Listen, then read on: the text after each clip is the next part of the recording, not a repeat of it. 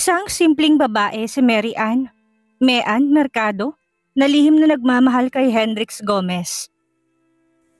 Isang sikat na chef, makisig at higit sa lahat babaero.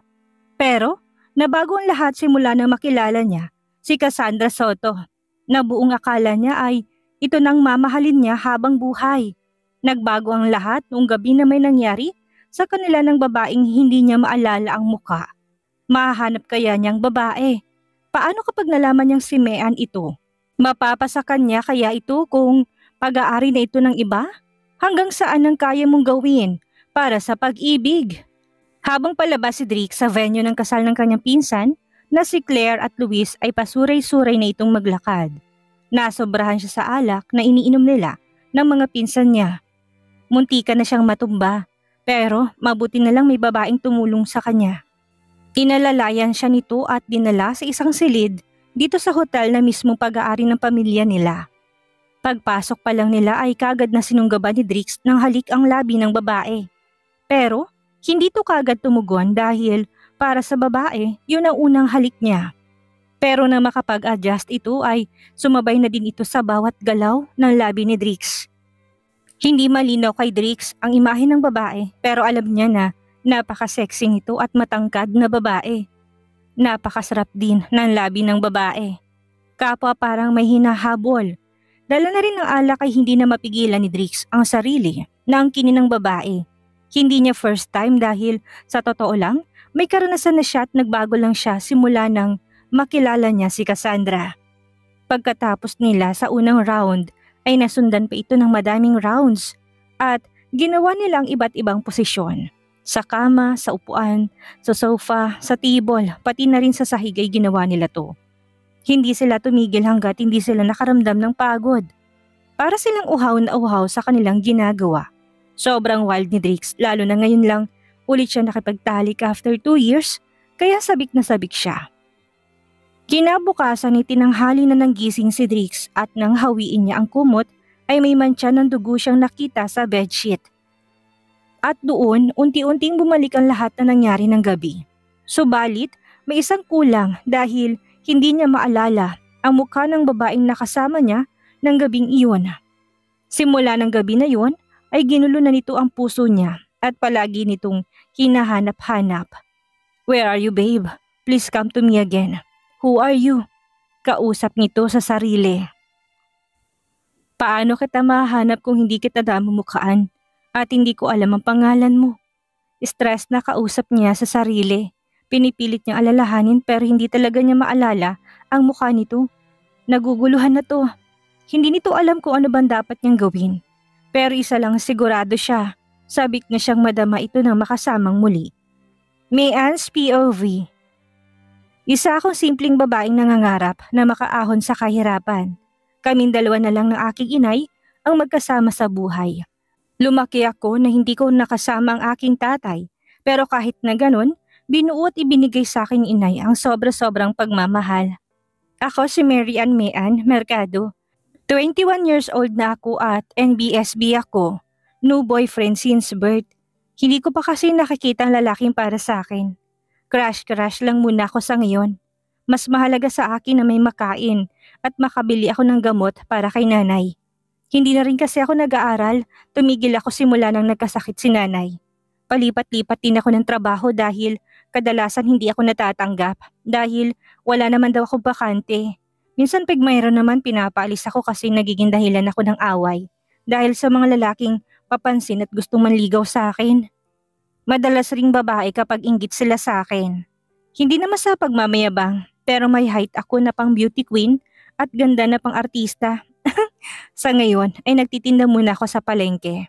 Madaling araw pa lang ay umaalis na ako ng bahay para maaga ring maubos ang paninda ko dahil maglalako pa ako ng merienda mamayang hapon. Habang naglalakad ako papunta sa palengke ay napadaan ako sa isang sikat na bar. Madalang ang tao sa daan at medyo madilim ang dinadaanan ko nang may biglang humila sa akin. Nagpumiglas ako tumingin ng tulong dahil natatakot ako na malaking lalaking humila sa akin. Laking pasasalamat ko dahil may lumabas mula sa bar. Ang gwapo niya at kilala ko siya dahil sikat ito dito sa Iloilo. Siya lang naman ang may-ari ng Gomez Diner, si Chef Drix. Halos lahat dito sa amin ay may gusto sa kanya. Simula nung 18 ako ay naging crush ko na siya. Ang balita ko ay wala pa itong girlfriend at napakababaero din to. Ito naman ang puso ko, sobrang bilis ng tibok nito ngayon. Hindi dahil sa takot ko, hindi dahil sa kilig ko. Dahil papalapit ito sa amin habang ang walang hiyang lalaki ay hindi pa rin ako binibitawan. Humingi ako ng tulong pero syempre, pabebe muna ako dahil nasa harapan ko si Crush. Manong buligi ako, sabi ko sa kanya. Kuya, tulungan mo ko. Hindi naman ako nabigo dahil tinulungan niya ako at sinuntok lang naman niya ang lalaki at ngayon nakabulagta sa sahig. Ang buong akala ko'y patay na to, kaya tinanong ko pa si Chef. Kuya, sa tingin mo, buhay pa ba siya? Kabadong tanong ko kay Chef. Tsk, inaalala mo pa siya eh, nainis na sagot niya sa akin. At nagsuplado pa to sa akin pero para sa tenga ko ay malambing pa rin ang pagkakasabi niya. Hibang nga siguro ko kung ano-ano na kasing naiisip ko at naririnig ko. Super gwapo at hot niya talaga at napakamanli ng tindig niya. Ano ba naman Mian, umayos ka sa harapan niya? Saway ko sa sarili ko. Hindi ko alam pero bigla na lang dumukot ang kamay ko sa bayong at binigyan siya ng pechay na paninda ko. Nang makalapit ako sa kanya ay nalanghap kong mabangong amoy niya. Sobrang bango niya na parang ayaw ko nang lumayo sa kanya. Nilagay ko sa kamay niya ang pechay ko. Pechay na gulay. May bigla na lang may kung anong kiliti ang dumaloy sa buo kong katawan. Alam ko na nagtataka ito pero alam ko rin na hindi niya ako makikilala kaya mabilis kong dinampot ang bayong at tumakbo palayo sa kanya. Nang huminto ako sa pagtakbo, ay napahawak na lang ako sa dibdib ko na ngayon ay malakas pa rin ang kabog. Simula noong una ko siyang nakita ay sinabi ko sa sarili ko na ang pechay ni Mean ay para lang kay Chef. Ang landi mo, Chef. Ani ko sa sarili ko. Isang araw habang nagwawalis ako sa bakuran namin ay may lumipat sa katabi naming bahay. Nang bumaba sila sa sasakyan ay hindi ko mapigilang magandahan kay ate. Dahil ang kinis niya at ang ganda-ganda niya.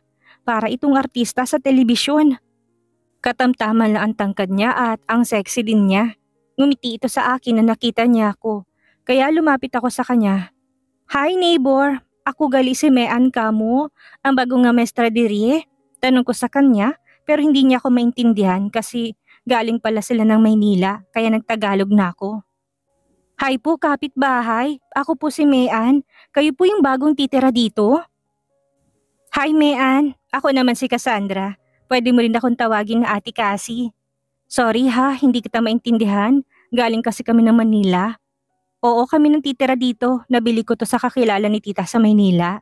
Eto naman si Tita Nelia. At silang mga anak ko, si Fiona at Bianca. Mga anak, say hi to Ate Mean. Sabi niya sa dalawang magandang batang babae. Hi po Ate Mean, ang pretty nyo naman po't ang tangkad nyo. Para po kayong model. Papuri sa akin ni Fiona. Welcome to Iloilo, Ate Cassandra. Tita Nelly at mga magagandang bata, Fiona at Bianca. Hindi naman ako model pero pangarap ko maging FA as flight attendant someday po. Nakangiting sabi ko sa kanya. Thank you, Mean. Bubuhatin niya na sana ang mga dala nila nang pinigilan ko siya. Tulungan na po kita ate, ani ko. Salamat talaga Mean ha, tara pasok tayo. Nakangiting sabi sa akin ni ate. Napakabait ni Ate Cassandra at pinapasok niya ako. Malinis ang bahay dahil bago pala sila lumipat ay nilinis na ng caretaker. Kahit na may dalawa na siyang anak ay hindi halata dahil ang fresh at ang bata niyang tignan.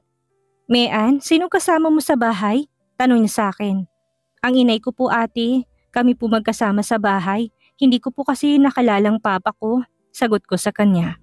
Sorry ha, kung naitanong ko gusto ko lang naman kasing alamin para malaman ko kung sasakto bang ibibigay ko.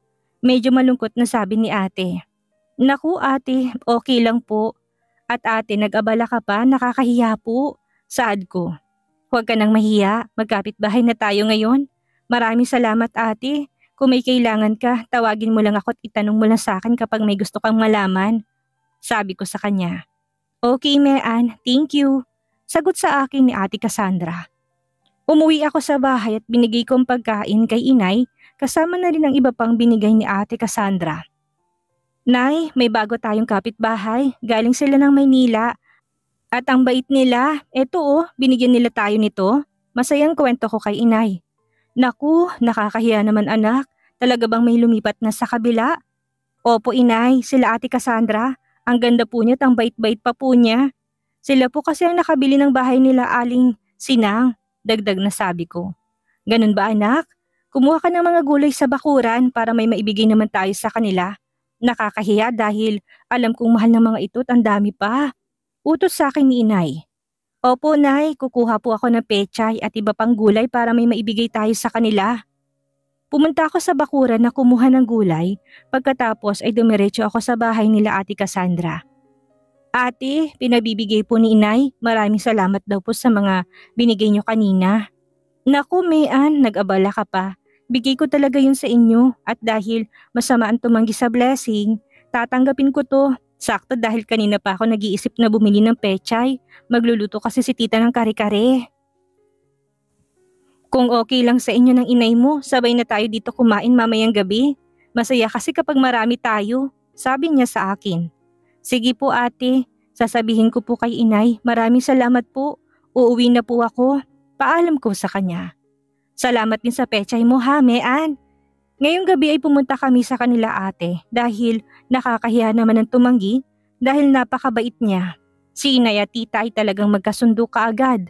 Nagkukwentuhan na silang dalawa at natapos ang hapunan na masaya at puno ng tawanan. Ngayon lang ako nakaranas na may tumanggap sa amin ni inay dahil kahit ang mga kapamilya niya ay ayaw sa amin. Masaya ako dahil may bago kaming pamilya ni inay. Simula na nakilala ko si ate Cassandra ay nagkaroon ako ng nakakatandang kapatid. Napakabait ng pamilya nila sa amin ni inay. Ganun pa rin ang ginagawa ko. Nagtitinda pa rin ako at kung minsan ay kinukuha ako ni ating magbantay sa dalawang bata, lalo na kapag may lakad siya. Ngayong araw ay galing ako sa palengke, naubos kaagad ang paninda kong mga pechay. Kaya maaga ako ngayon habang naglalakad ako ay nahagip ng mata kong nakapaskil sa labas ng bar. Lumampas na ako kaya unti-unti akong bumalik para kumpirmahin na tamang nakita ko. Halos tumalon ako sa saya dahil tamang nabasa ko, wanted waitress. Lumapit ako kay Manong Guard. Hi po kuya, magandang umaga. Itatanong ko lang po kung may nahanap na po kayo sa waitress. Tanong ko sa kanya. Magandang umaga rin sa'yo Iha. Wala pa, naghahanap pa rin sila kung gusto mo.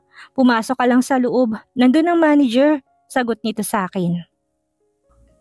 Maraming salamat po, sabi ko kay kuya. Ngumiti naman ito sa akin. Pumasok ako sa loob ng wala malang dala na resume at may dala pa akong bayong na mahaba. Kasing haba ng suot kong palda. Magandang araw po.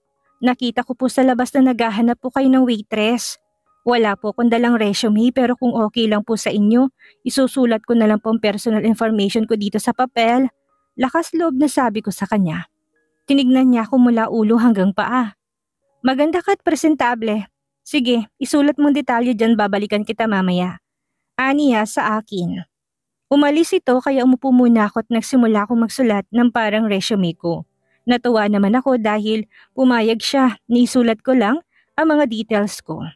Mary Ann Mercado, 21 years old, single, NBSB, 5'7", undergrad, current job, selling some pechay. No experience. Yan ang mga sinulat ko sa papel. Natapos na ako bago bumalik ang manager. Tumawa ito nang nabasa ang sulat ko. Kaya naisip ko, baka hindi ako tanggap. You're hired. Pwede ka na magsimula mamayang gabi. And one more thing ha, hindi naman kailangan na may karanasan ka. May magtuturo naman sa'yo sa mga dapat mong gawin. Saka, pabili ako ng pechay kung meron. Gusto ko yung fresh ha? Sabi niya sa akin. Thank you sir, don't worry po. Fresh na fresh pong pechay ko. Yung pechay na tanim namin sa bakuran. Kung gaano po ka-fresh ang nagtanim, ganun din po ang produkto. Sige po, uwi na po ako. Maraming salamat po. Paalam ko sa kanya. Kahit ako natatawa sa mga sinasabi ko. Ikaw talagang bata ka. O sige, dalan mo ko dahil gusto yun ng asawa ko. Tumatawang bulalas niya sa akin. Mabilis akong umuwi sa bahay para ibalita kay inay na may nahanap akong trabaho. Inay, may trabaho na po ako. Patiling sigaw ko kay inay habang papasok sa loob ng bahay namin. Sus Mariosep kang bata ka, ginulat mo naman ako. Anong trabaho anak? Tanong nito sa akin. Sa bar po inay, sagot ko sa kanya. Abat, lokong bata to ah. Madaming disenteng trabaho dyan, bakit doon pa? Sabay kuha ng hanger niya. Relax lang po inay, kalma lang po muna kayo. Sa bar po kasi nag-a-apply po ako bilang waitress at natanggap ako doon sa sikat na bar. Sa bar po ng mayayaman. Huwag po kayong mag-alala dahil wala po akong gagawin na labag sa prinsipyo ko. Magtatrabaho lang po ako. Paliwanag ko sa kanya. Mabuti naman kung ganun. Makukurot ko talagang singit mo kapag nagkataon. Mag-iingat ka din doon sa mga lasing. Hindi natin alam ang mga mangyayari kaya mas mabuting handa ka. Paalala niya sa akin. Opo inay, mag-iingat po ako. Sagot ko sa kanya. Hapon na kaya nagtinda muna ako ng merienda na gawa ni inay. Pagkatapos ay namitas ako ng pechay para sa manager ko. Sayang din yun. Hanggang ngayon ay hindi ako makapaniwala na may trabaho na talaga ako. Maaga ako nag-ayos para makapasok ako ng maaga. Gusto ko nang matuto sa bagong trabaho ko.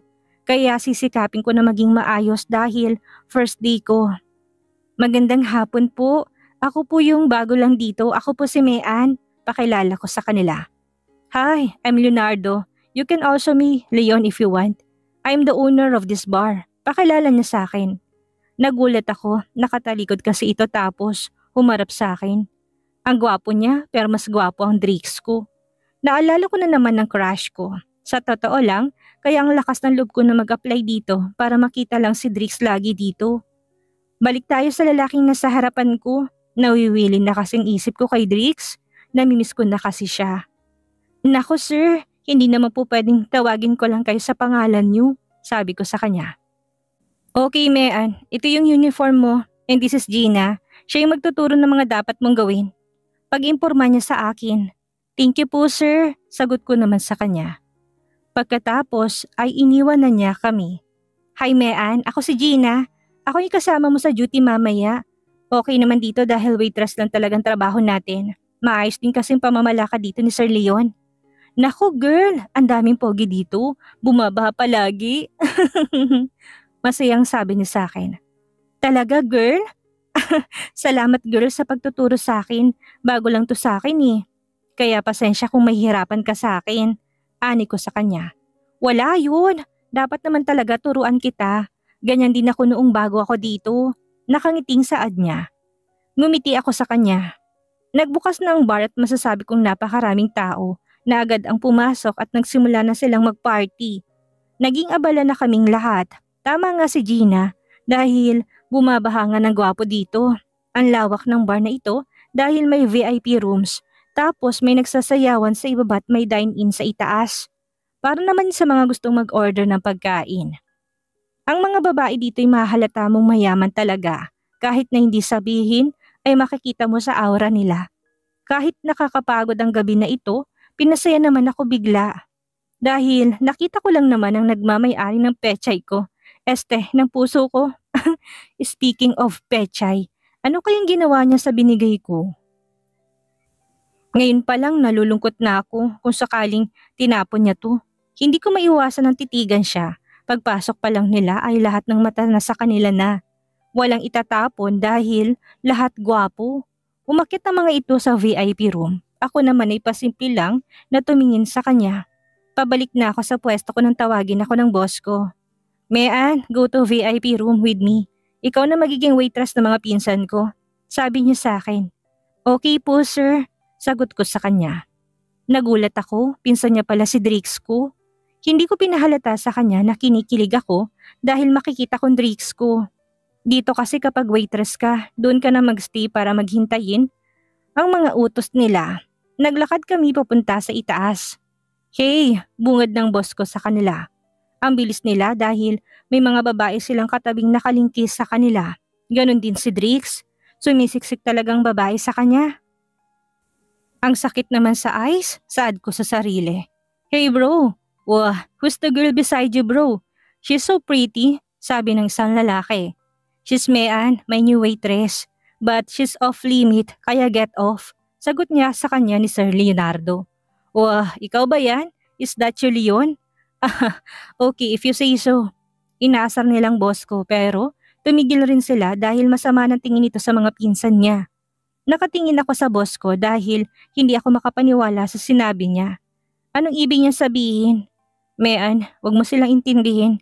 Just serve what they want. Aniya sa akin. Okay boss, sagot ko sa kanya.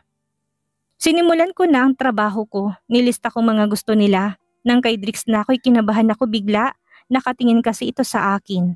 Kahit na ilang ako'y nakuha ko naman ng maayos ang order niya. Kinuha ko na lahat at naserve na ng alak nila. Kaya umupo na lang ako sa upuan na para sa akin. Minsan, nahuhuli ko si Drix na tumitingin sa akin. Pero umiiwas din kaagad. Let's begin the party! Sigaw ng isa sa mga kasama nila. Tumayo sila at nagsimula ng sumayaw. Ganon din ang mga babae nilang kasama. Pero ibang party ang kay Drix dahil naghahalikan lang naman silang dalawa ng babaeng katabi niya. Nainis ako bigla kaya nag-excuse ako sa boss ko na lalabas muna. Sir, pwede po ba akong lumabas saglit? Paalam ko sa boss ko. Okay, Mean. Sagot niya sa akin. Mabilis akong lumabas sa VIP room. Ang sakit ng mata at puso ko sa nakikita ko. Hindi ko matagalan na makitang may iba siyang kahalikan. Sumisikip ang dibdib ko.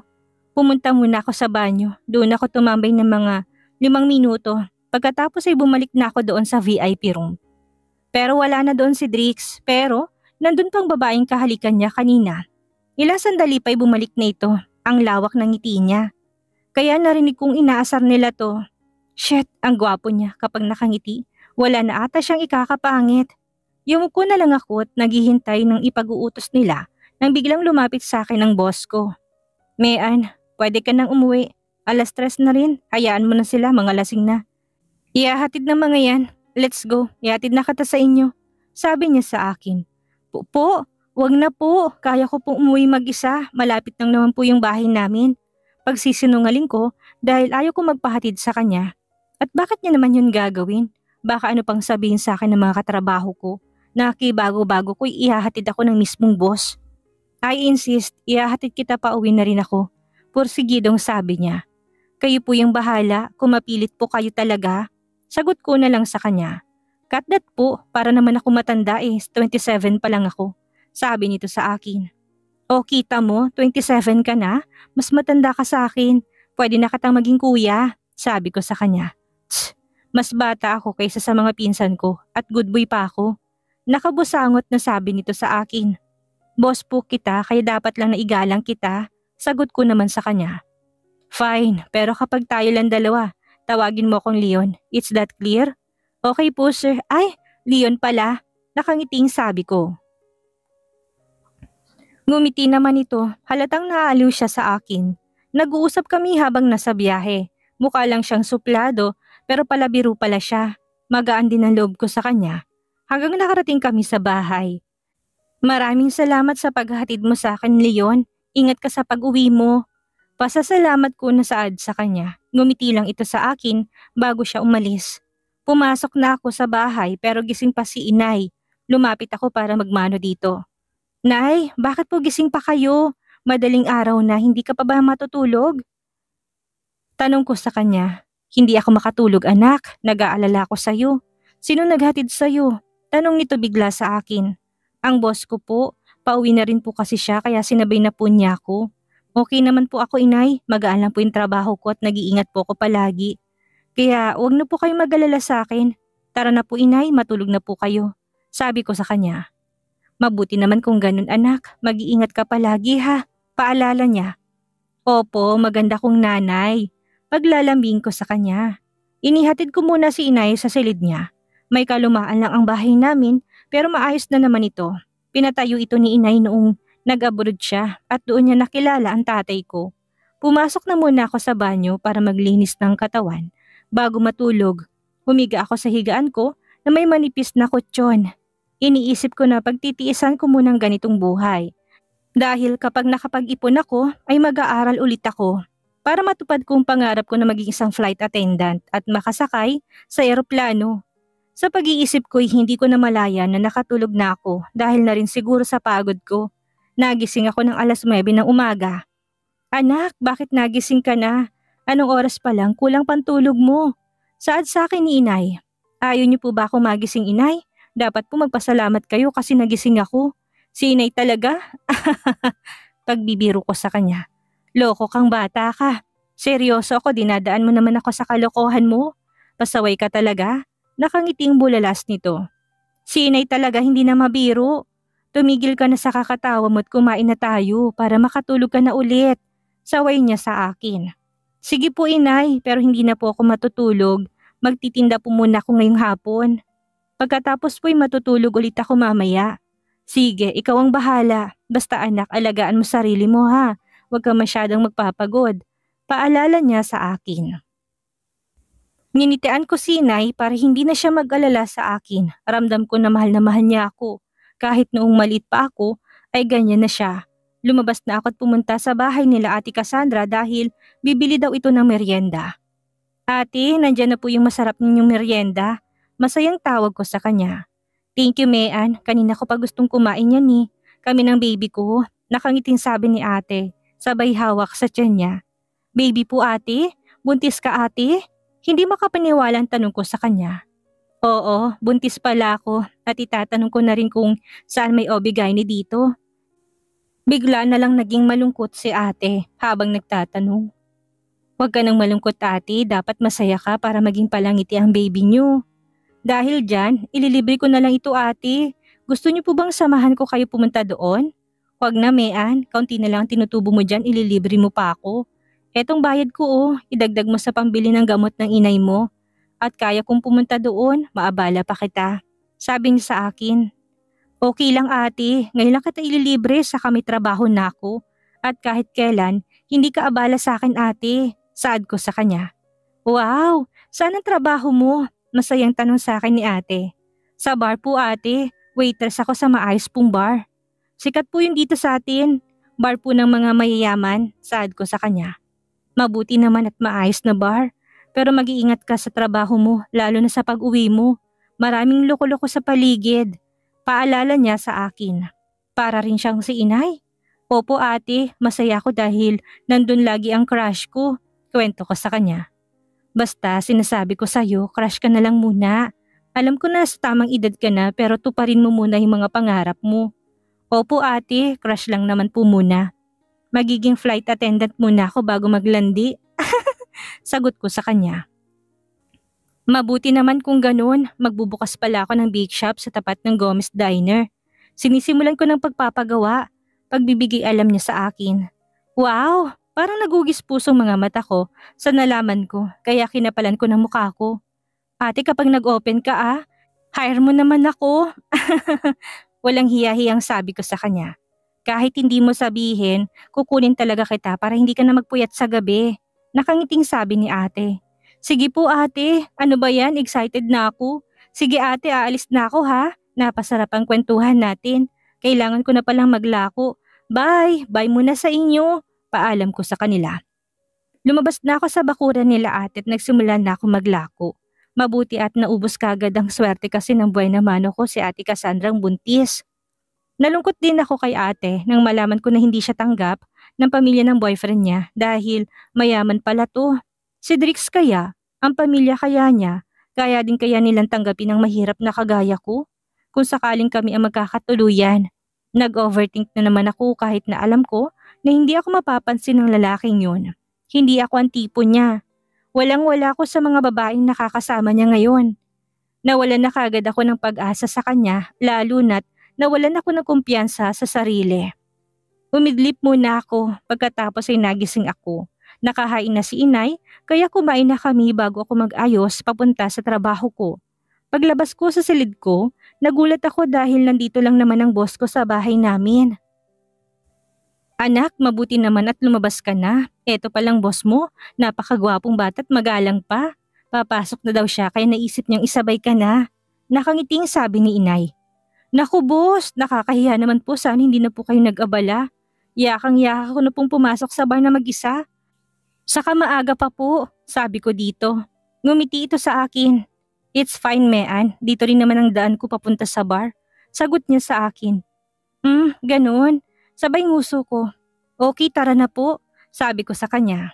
Sige po inay, aalis na po kami. Magalang na paalam niya kay inay. Teka lang, kailan pa niya naging inay ang nanay ko? Feeling to, sad ko sa sarili.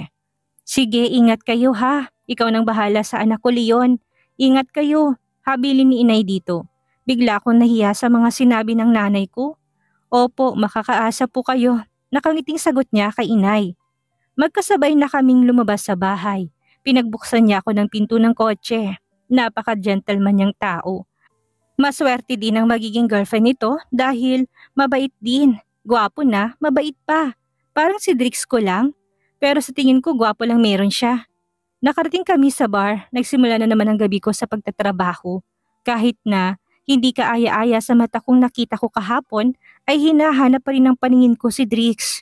Nahihibang na nga siguro ako kasi kahit na nasasaktan ako ay nais ko pa rin siyang makita. Hanggang saan kaya magagawang magtiis ni Mean na makitang may kasamang ibang babae ang lalaking gusto niya? Bakit kaya tila kay bait ni Leon sa dalaga? Yan ang ating aalamin sa susunod nating kabanata.